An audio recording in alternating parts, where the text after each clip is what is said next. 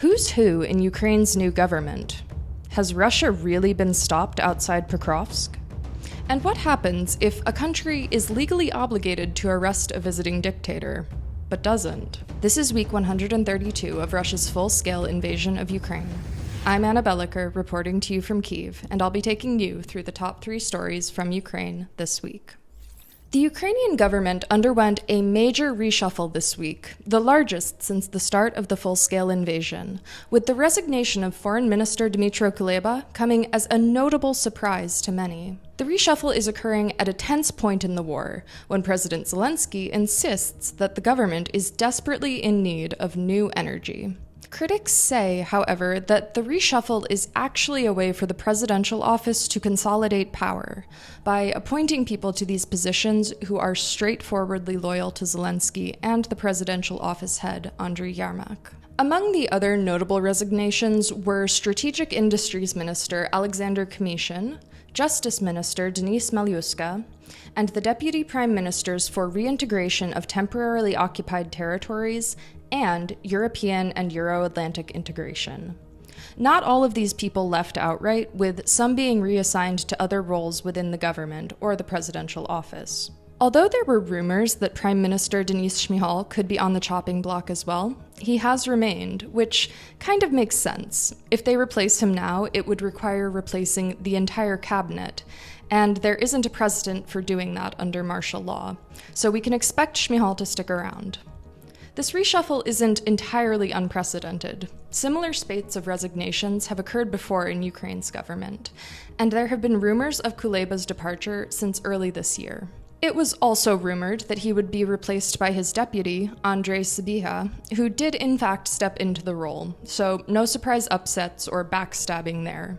It seems to be a relatively bureaucratic handover of power. The reshuffle comes at a very challenging time, when Ukraine is both launching an offensive on Russian territory, the strategic goal of which is still unclear, and facing a rapid Russian advance in eastern Ukraine.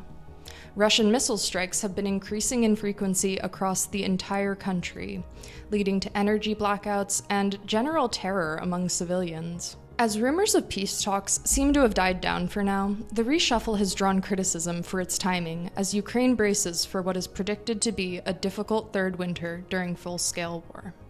It seems like every week this month, I've been starting this section with the same sentiment.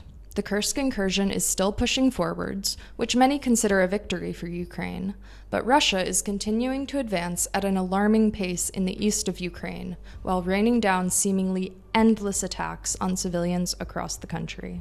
This week was marked by 2 particularly tragic attacks. 2 ballistic missiles struck Poltava on Tuesday, killing 55 people and injuring nearly 300. There was reportedly very little time for people to safely make it to shelters between the first warning alarm and the impact. The next day, 7 people were killed and over 60 injured when Russia struck Lviv, a city in far western Ukraine that rarely comes under attack.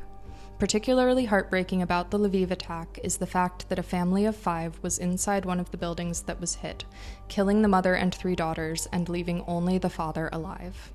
And to put it into perspective geography-wise, this strike occurred about 43 miles, just an hour's drive from the border with Poland and all of NATO. Much like last week, it's difficult to get a final word on what the Frontline situation is, because there's a world of difference between the symbolic victories of the Kursk incursion and the continued chaos as Russia grinds further west in the Donbass. Commander-in-Chief Alexander Syrsky continues his claim that the Kursk incursion prevented the launch of a new Russian offensive into Ukraine and is successfully stretching Russian forces thin along the front.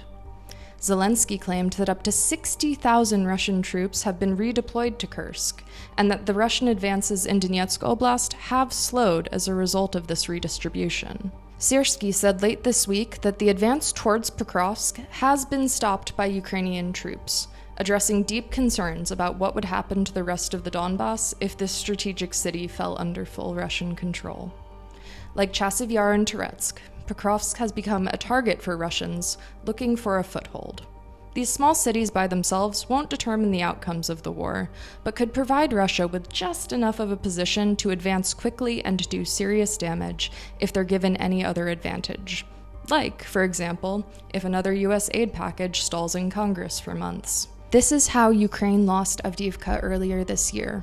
It wasn't a given that the city would fall, but the Russians kept advancing while promised American weapons and ammunition kept failing to materialize on the battlefield, eventually leading to the city's fall. This is the unfortunate reality of the Eastern Front. No sudden symbolic operation will convince Russia to give up and turn around. Mongolia had one chance to make a historic move this week, but decided not to. Vladimir Putin, who has been wanted by the International Criminal Court since March of last year, made his first visit to an ICC member country since the warrant for his arrest was issued. As a signatory to the ICC's Rome Statute, Mongolia was legally obligated to arrest him. However, they didn't. They gave him a red carpet treatment, signed multiple agreements regarding energy and transport cooperation, and then let him go on his merry way. So when a country signs the Rome Statute, which 124 worldwide have done, they agree to uphold international law and risk punishment from the international community if they fail to do so. Notably, Russia, China, the United States, and other major players have rejected the statute to varying degrees, meaning that its implementation worldwide has been far from uniform. While many in the West would argue that Mongolia had a duty to arrest Putin, Mongolia finds itself wedged between Russia and China, two superpowers upon which it's dependent for resources. So, that is to say, it's not a huge shock that Mongolia didn't arrest Putin, the totalitarian dictator of its much larger neighbor. From the time his visit was announced, not many people were expecting it, despite the seemingly straightforward precedent for doing so. International arrest warrants, sanctions, and other attempted punishments only have so much bearing, as long as Russia maintains its role as a resource provider and ally to countries that don't have strong ties to the West. Something to think about as Ukraine tries to corral the major players for peace talks, victory plans, and other means of ending the war that will require widespread participation and support, not only from Ukraine's strongest allies, but also those that have had a more gray relationship with Russia throughout the invasion. That's all for this week. We'll be back next Sunday with more news from Ukraine. Your support is what makes our work possible. If you enjoyed this video, please like and subscribe to this channel. If you'd like to become a member of the Kyiv Independent community, please visit the link in the description below. I'll see you next week.